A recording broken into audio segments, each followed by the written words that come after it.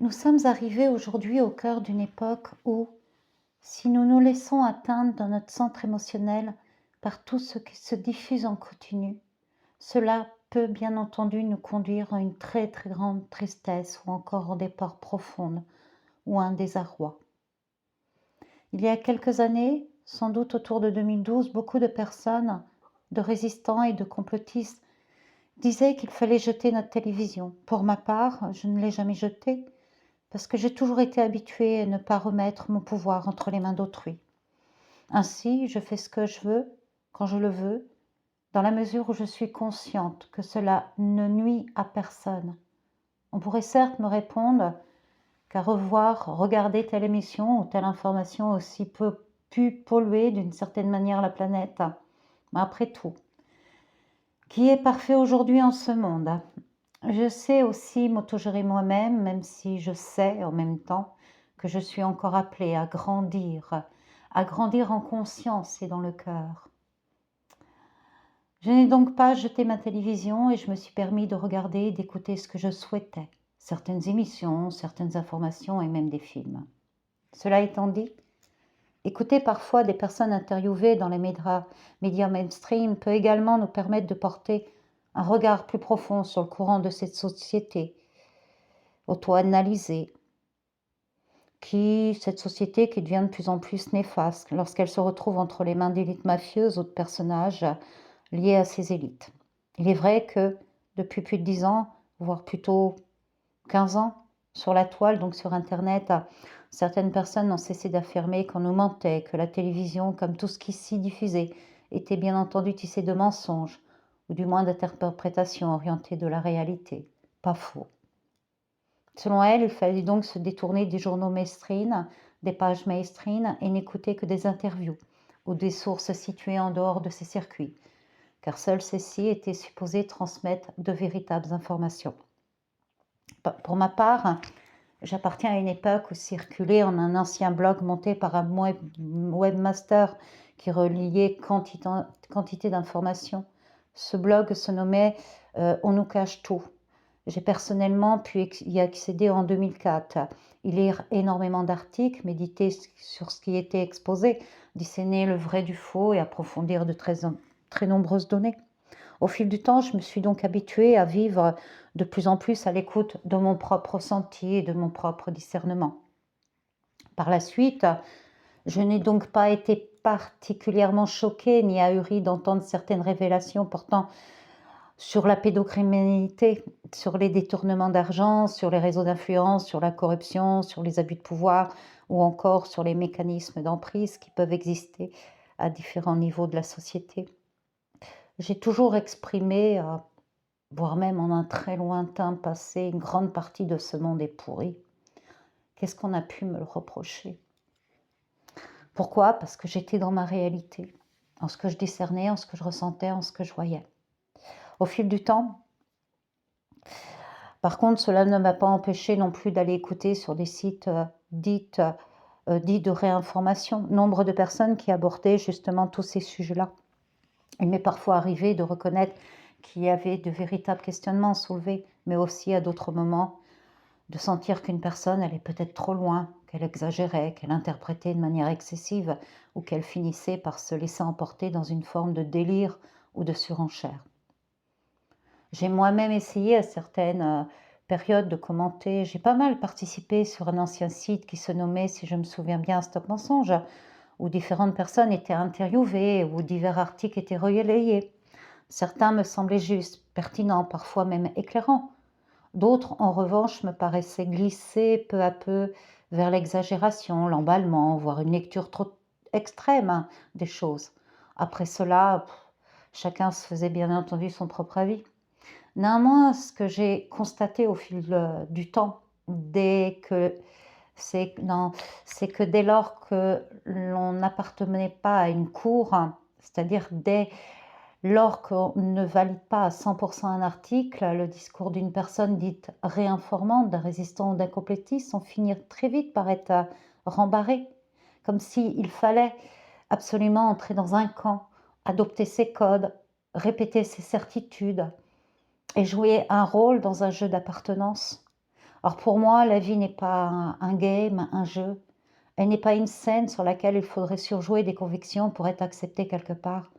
Et c'est aussi pour cela que, peu à peu, j'ai fini par me lasser profondément de tout cela, même si je suis revenue plus tard. En des commentaires, pour illustrer mes propos, je peux donner un exemple concret. Dès les années 2006-2007, je me suis battue entre guillemets, car il ne s'agissait pas d'un combat au sens ordinaire du terme, mais plutôt d'un positionnement intérieur et d'une parole assumée. Étant thérapeute de l'âme, du corps et de l'esprit, voyante et channel, c'est-à-dire en communication avec l'au-delà depuis mon plus jeune âge, plus précisément depuis l'âge de 3 ans, j'ai naturellement été amenée à être formée, guidée et instruite au fil du temps. Or, il arrive qu'à partir du moment où une personne a été formée, qu'elle sait intérieurement certaines choses, qu'elle détient une connaissance sur un thème, un savoir, une expérience ou une forme de maîtrise, ceux qui demeurent dans un game, dans un jeu d'influence, dans une logique de programmation mentale des autres, cherchent à discréditer cette parole. Bien souvent, ils affirment alors que cette personne manquerait d'humilité. C'est précisément quelque chose que j'ai retrouvé encore dernièrement en un commentaire et sous une vidéo. J'y reviendrai un peu plus tard, car ce que je vis aujourd'hui n'est pas, selon moi, un combat au sens conflictuel du terme, mais plutôt d'une manière d'apporter de l'éclairage, afin que certaines personnes ne tombent pas dans des traquenards, ne se laissent pas piéger et ne glissent pas dans des mécanismes qui relèvent au fond d'une véritable arnaque. Il est vrai que je me suis battue, entre guillemets, durant de nombreuses années contre tout ce qui relevait aussi de l'arnaque dans le domaine de la spiritualité, de la thérapie, des soins non conventionnés, car au fil du temps, je voyais clairement ce qu'il en était. Et si j'ai pu discerner tant de choses, ce n'est pas quelque chose que je considère comme malheureux pour moi. Bien au contraire, c'est aussi ce qui m'a permis de tenir debout face à de nombreuses attaques. J'ai peu à peu appris à détecter ce qui sonnait faux dans la quantité de discours dits spirituels, dans certains courants qui attiraient des personnes en quête de sens, de guérison ou d'élévation, mais qui en réalité les conduisaient parfois vers davantage de confusion. Avec le temps, j'ai vu excusez-moi, de nombreuses personnes ressortir de ces démarches dans un état bien plus fragilisé qu'auparavant. Certaines en sont revenues désorientées, désancrées, coupées du réel, éloignées d'une forme de simplicité terrestre, parfois même intérieurement brisées. D'autres ont vu leur vie se désorganiser profondément, perdre en stabilité, en clarté, en autonomie, comme si, sous couvert de lumière ou de guérison, elles avaient été éloignées d'elles-mêmes au lieu d'être ramenées à leur vérité. Il est vrai aussi que j'en ai moi-même pris plein la face, car automatiquement, lorsque vous mettez en lumière ce qui dérange chez des personnes déjà plus ou moins connues, ou chez celles qui veulent à tout prix être crues, suivies, admirées, ou auxquelles il faut adhérer sans recul, vous vous exposez forcément à des retours violents.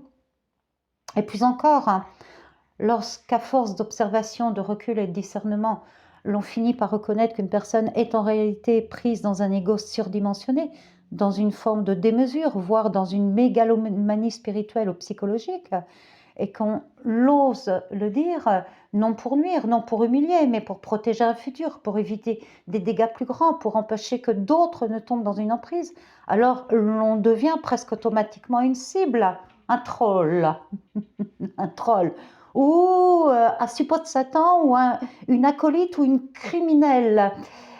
Passons, car à partir du moment où l'on nomme ce qui, chez certains, relève moins du divin que d'une inflation du moi, d'un besoin d'être glorifié, cru, élevé au-dessus des autres ou placé au centre, l'on vient troubler tout un système d'adhésion, d'idéalisation et de pouvoir. Et ceux qui se sentent menacés par cette mise en lumière réagissent bien souvent non par la vérité, ni par la paix, ni par la justesse, mais par l'attaque, le discrédit, la haine ou la tentative de destruction symbolique.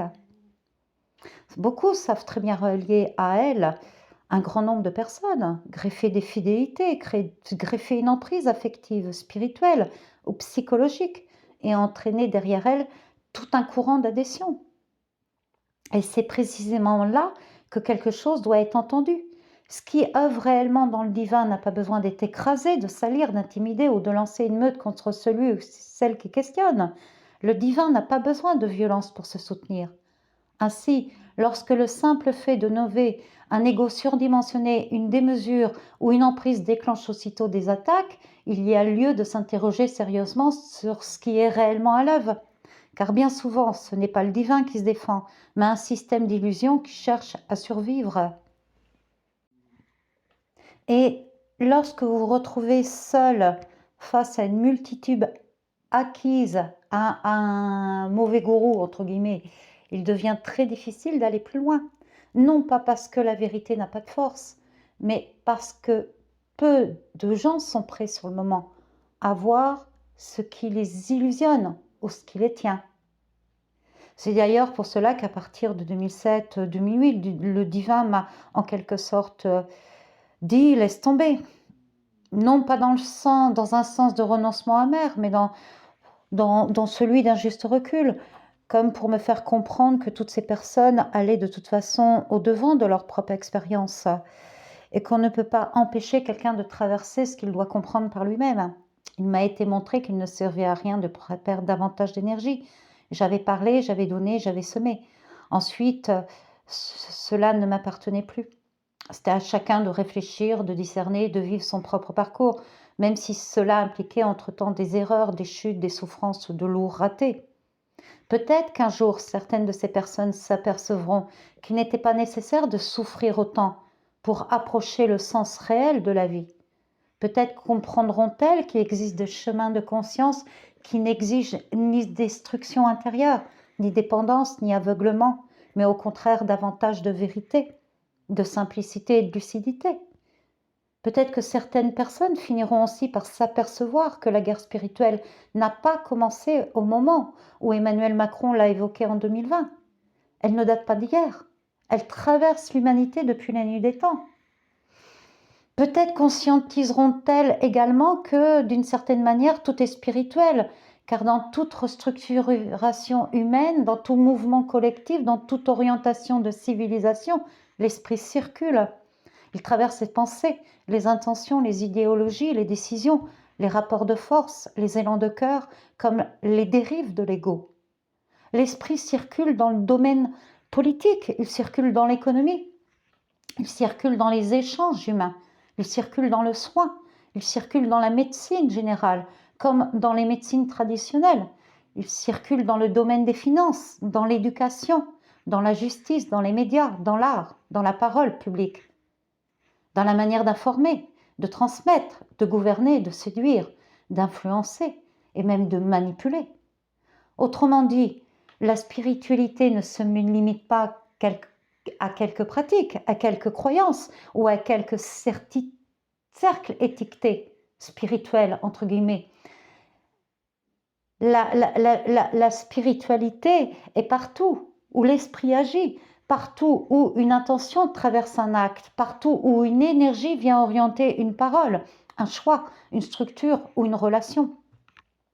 C'est aussi pour cela qu'il devient essentiel d'apprendre à discerner, car tout ce qui se présente sous ses apparences nobles, lumineuses ou élevées n'est pas nécessairement juste.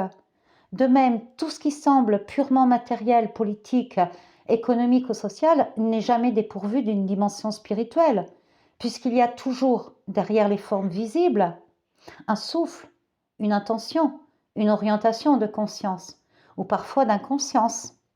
C'est ainsi que certaines personnes ont fini par s'apercevoir que les oppositions relevant d'opérations contrôlées ne se trouvaient pas seulement à l'intérieur de notre téléviseur, elles étaient aussi présentes sur la toile, au cœur même du web, et ce phénomène n'a cessé de s'amplifier avec le temps.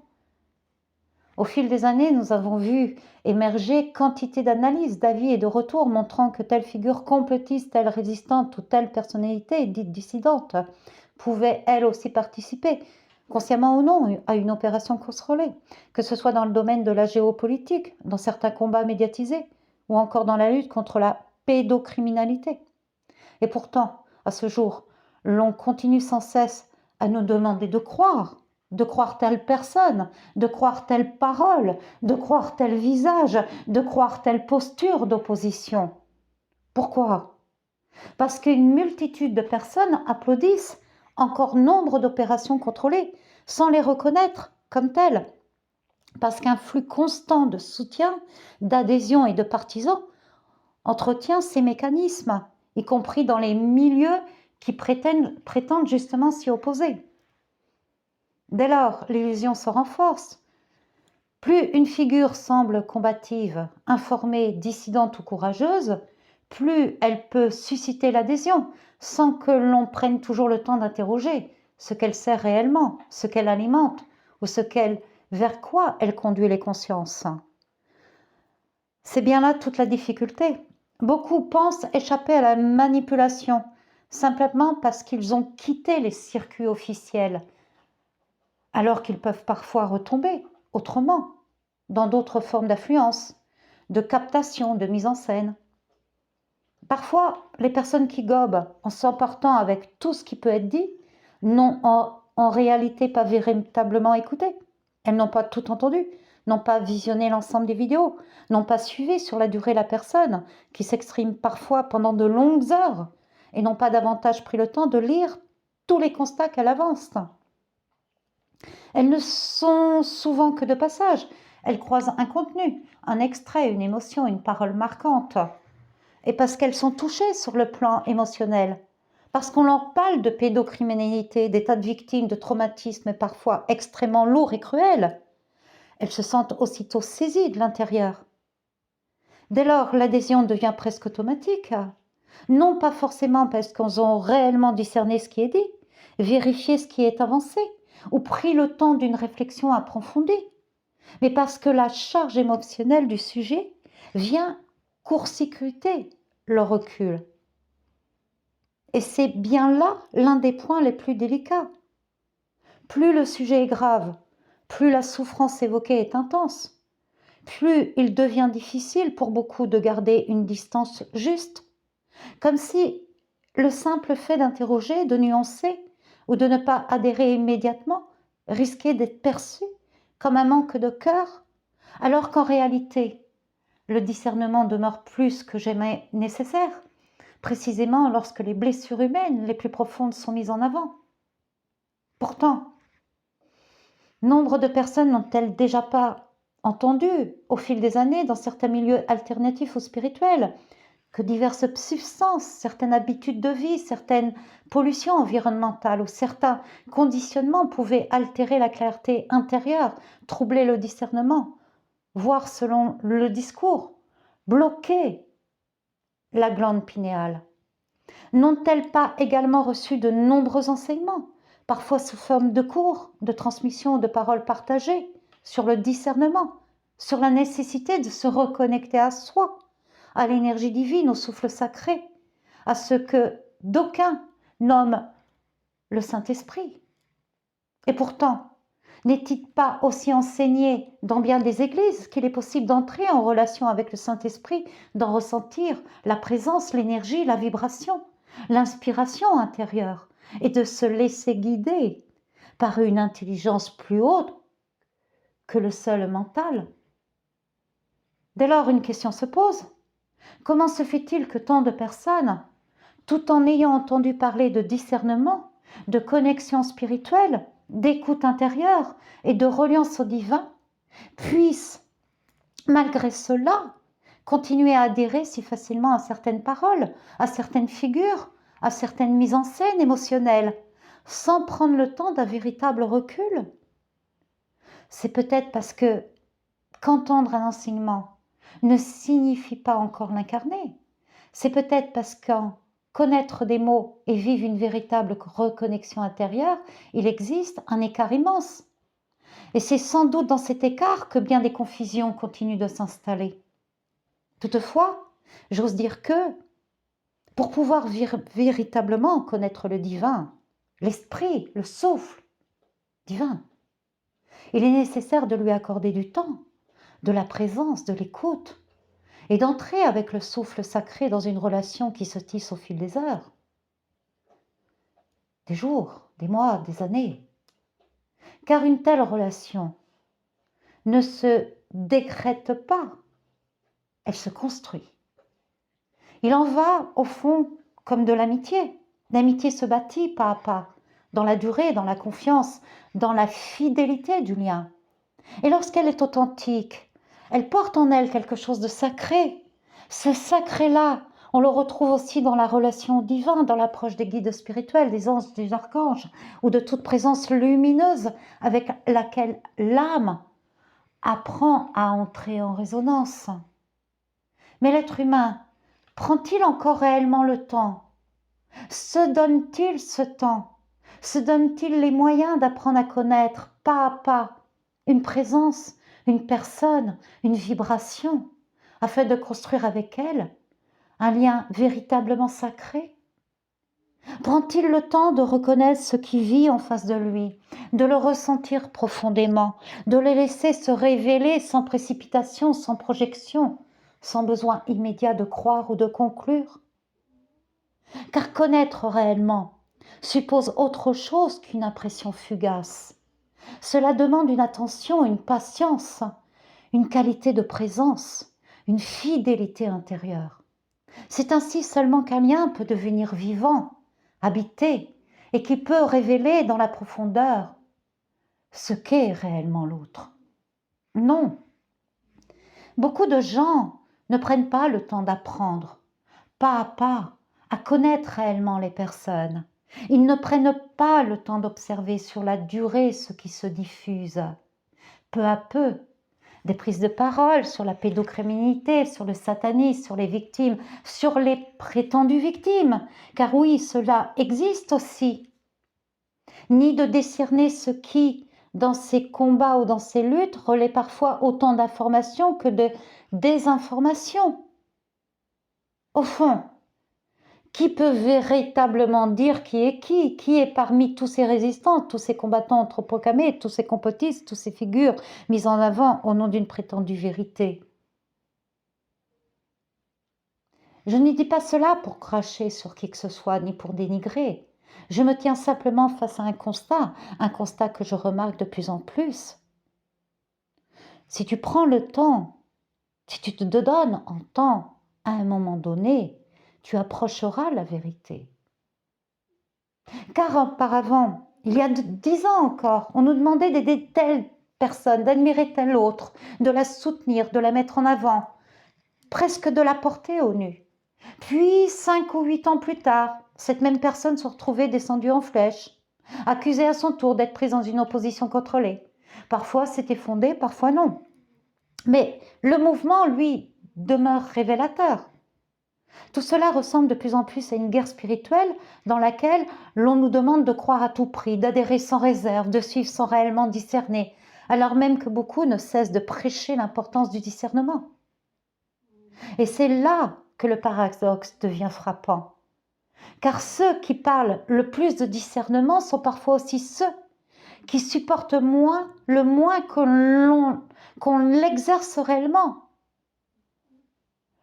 Car lorsqu'un simple constat sur l'ego, la démesure ou la mégalomanie d'une personne suffit à déclencher des attaques immédiates, cela relève souvent moins la faute de celui ou celle qui alerte que la fragilité du système qu'il ou elle vient déranger. Je l'ai encore remarqué dernièrement dans des commentaires. Lorsque je commente, lorsque je refuse de tout croire, de tout gober, lorsque je prends appui sur ce que je sais, sur ce que je discerne, sans pour autant exiger de l'autre qu'il me croie, certains, ceux que l'on pourrait appeler les trolls, cherchent immédiatement à me rabaisser, à me discréditer ou à descendre d'autres personnes de la même manière. Pourquoi ? Parce qu'ils nous replacent aussi dans leur game, dans leur logique de camp, d'affrontement, de mise à mort symbolique. Car pour eux, la vie devient un jeu d'alliance, de domination, de clan, de réaction, d'étiquette, de renversement d'image. Alors qu'en réalité, la vie n'est pas un jeu, surtout lorsqu'il est question de vérité, de souffrance humaine, de conscience et de responsabilité. Nous devons nous opposer aux élites mafieuses. Cela me paraît évident. Oui, je me tiens face aux élites mafieuses. Je me tiens face. Mais aujourd'hui, l'on nous pousse aussi de plus en plus à nous dire à certaines personnes, pourtant simples citoyens français ou citoyennes françaises, alors, même qu'elles cherchent à nous induire en erreur, à nous faire entrer dans leur logique, à nous lier à leur camp, à nous agréger à leur jeu. Et cela devient d'autant plus troublant que certaines d'entre elles prétendent défendre des valeurs élevées, parler au nom de la vérité, de la justice, ou même d'un plan divin, tout en conduisant en réalité vers l'inverse de ce qu'elles proclament. C'est justement de cela que je vais vous parler prochainement. Il ne s'agit même pas, à proprement parler, d'une lutte ni d'un combat au sens habituel du terme. Il s'agit plutôt de tous ces échanges que je peux avoir et partager sous les vidéos d'une dame qui se présente comme une prophétesse, une mère universelle et future candidate aux élections présidentielles. Autour d'elle, il faudrait croire, il faudrait obéir, il faudrait adhérer. Et cela malgré les incohérences, malgré les contradictions, malgré les mensonges apparents, malgré l'accumulation d'éléments qui devraient pourtant inviter chacun à prendre du recul et à exercer son discernement. Car aujourd'hui, si nous ne croyons pas, si nous ne suivons pas, si nous n'adhérons pas sans réserve, alors même que croire ne signifie pas savoir, et alors même que les preuves ne sont pas réellement apportées, nous devenons aussitôt des cibles. On tente de nous descendre en flèche. C'est d'ailleurs ce que j'ai vécu dernièrement. En réalité, ceci ne date pas d'hier non plus. Mais ceci, par rapport à ce que j'ai vécu dernièrement, date depuis des semaines déjà. J'ai eu affaire à 3, voire 4 trolls, changeant parfois même de pseudonyme, qui se sont mis à m'attaquer sur ma profession. Ils ont cherché à faire croire à tous ceux qui lisaient les commentaires sous la vidéo de cette dame qui se dit prophétesse et mère universelle que je n'étais qu'une cartomancienne, voire une médium, au sens le plus réducteur et caricatural du terme, alors même que je n'ai moi-même rien mis de cela en avant. Or, j'œuvre depuis des années, je suis en profession libérale depuis plus de 20 ans. Et dans ma pratique, je n'utilise aucun support. Je n'utilise ni carte, ni tarot, ni artifice extérieur. Pourtant, certains se sont moqués de moi jusqu'à évoquer les cartoonos, simplement pour tourner ma profession en ridicule. D'autres affirmaient que je parlais aux esprits comme si cela relevait forcément du mal, allant jusqu'à prétendre que cela venait de Satan, ou que mes capacités elles-mêmes appartenaient à Satan. J'en ai reçu pleine face. Donc automatiquement, tout ce que je pouvais donner en discernement, en contradiction par rapport à ce que cette dame, cette prophétesse émettait, on a ciblé plutôt des cartoonos, on a ciblé la cartomancienne que je ne suis pas et la médium que je ne suis pas non plus, parce que je ne parle pas du tout aux esprits. Mais c'était pour programmer l'esprit des lecteurs, influencer l'esprit des lecteurs. Et cela pose une question grave. Comment des personnes qui se disent proches de Dieu ou animées par la foi peuvent-elles proférer de telles paroles, lancer de telles accusations et se permettre un tel niveau de mépris, de vulgarité ou de violence? Parce que ces personnes, justement, qui ont voulu me descendre en flèche par rapport, je dirais, à ma profession et à raconter énormément de bêtises et d'âneries sur celle-ci, puisqu'elles m'ont collé des étiquettes sur le dos que je n'ai justement pas, exhorte les personnes à être dans la foi, dans la divinité, etc., etc. Le ton aujourd'hui est réellement monté d'un cran. Un nouveau troll apparu hier dans l'un de ses commentaires m'a insulté, a insulté d'autres femmes également. Je ne suis pas la seule à argumenter. En nous traitant de salopes. Ce mot a été posé là, brutalement. Et bien avant cela, déjà une autre troll m'avait lancé une phrase ignoble, je te coule un bronze dans la bouche. Alors oui, une vraie question se demeure. Qui sont ces trolls justement? D'où parlent-ils? Que servent-ils réellement? Est-ce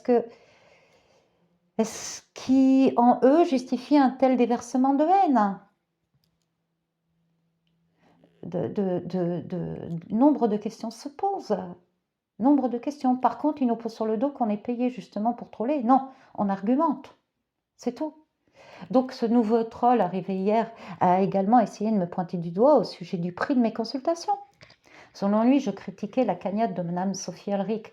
Non, je ne critique pas cette cagnotte. C'est-à-dire que je dis que c'est honteux que cette cagnotte lui permet de payer toutes ces dettes passées qui appartiennent à sa vie privée, et toutes ces dettes présentes, hein, et toute sa vie présente, en des déplacements, en des loyers, je dirais en des factures de garagistes, etc., etc. Bon, elle s'en cache pas, tout est noté. Donc la cagnotte, je dirais l'appel à la cagnotte de 46 000 euros, à un moment donné, elle ne va pas monter à 46 000, elle va aller beaucoup plus loin, elle va monter à 60, 70 000. Donc je ne critique pas, or ce n'est pas absolument pas ça. Et personnellement, je n'ai jamais fait de cagnotte non plus de ma vie. Tout ce que j'ai gagné, je l'ai gagné à la force du poignet. Et cela, alors même que j'étais moi-même engagée durant des années dans un combat pour sauver la peau de mon fils, pour sauver la mienne, ainsi que celle de mon meilleur ami, puis par la suite celle de ma famille. Et malgré cela, j'ai continué à travailler, j'ai continué à avancer. Je ne suis pas quelqu'un qui demande, ni quelqu'un qui se fait porter. Je n'avais justement pas émis qui j'étais en ces commentaires. Donc je n'ai jamais voulu influencer qui que ce soit ou agrafer des personnes à moi. Non. Par contre, oui, en revanche, j'œuvre d'une manière bien différente que beaucoup d'autres, parce que les capacités que j'ai tiens exigent un véritable entretien intérieur. Elles demandent du temps de repos, du temps de méditation, du ressourcement profond, etc. Je ne suis pas un distributeur automatique. Après une consultation d'1 heure, j'ai parfois besoin de me reposer 3 à 4 heures, parce que je me donne réellement, parce que je m'y mets dans l'énergie, de la présence, de l'intensité. Et parce que ce que j'offre ne relève pas d'un mécanisme froid ou répétitif. Je dépote, je donne, je donne, je donne, je donne, je n'arrête pas de donner. Ce que je donne en une consultation, même d'une demi-heure ou 1 heure, vaut une consultation, je vais dire malheureusement, mais c'est la réalité, on me l'a toujours dit, chez un autre praticien. Par contre, des praticiens exercent comme moi, certains, oui. Ce qu'on peut donner en une demi-heure, en 1 heure, d'autres vont le donner en 10 heures. Voilà, c'est tout. Mais après une consultation, oui, et puis après même une consultation voyance qui a été critiquée par ce troll, je dirais même dans une consultation, je débloque, je transmute. Sauf apparemment il ne sait pas, ou peut-être qu'il sait, mais il était là pour troller, c'est tout. De plus, je n'ai autour de moi des personnes addictes aux soins non conventionnés, ni des personnes rendues dépendantes à la voyance. Durant des années, mes capacités ont permis d'aider, de soutenir, d'éclairer. Je n'ai jamais cherché à créer une dépendance, ni à enfermer qui que ce soit dans une consommation spirituelle ou thérapeutique sans fin. C'est tout. Je ne fais pas l'aumône. C'est tout. Il est donc fort possible que je sois en réalité bien moins fortunée même que certaines personnes, des personnes qui me critiquent avec tant d'acharnement, et tentent aujourd'hui de me désigner du doigt. Et c'est justement de cela que je reparlerai ensuite, de cette manière qu'ont certains de retourner les choses, de salir une parole, de détourner le regard et d'essayer de faire passer pour suspecte une personne qui dérange, simplement parce qu'elle ne rentre pas dans leur game, dans leur jeu. Mais je ne suis pas du genre à me laisser abattre, je ne suis pas du genre non plus à me soumettre à un jeu malsain.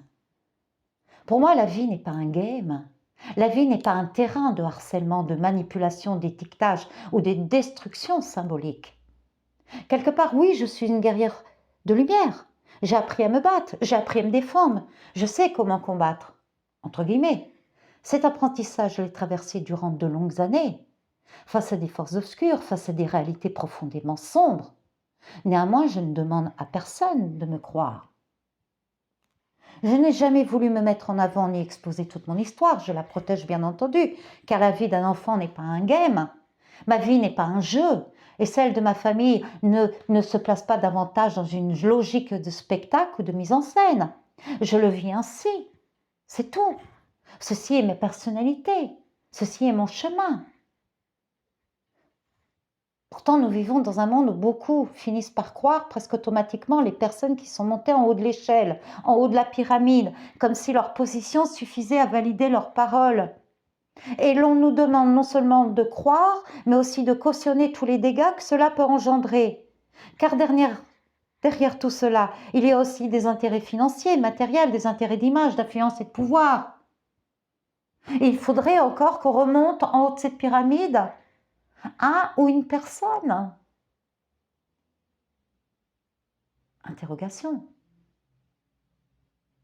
C'est justement de cela que je vais parler, de la manière dont tout cela fonctionne dans leur jeu, de leurs techniques, de leurs stratégies, de tout ce qui peut être mis en place pour tenter de couper aussi l'herbe sous le pied à une personne qui est claire, afin que d'autres ne tombent pas dans un traquenard. Car ici, nous parlons de la vie des enfants cruellement touchés par des réalités pédocriminelles et profondément sombres.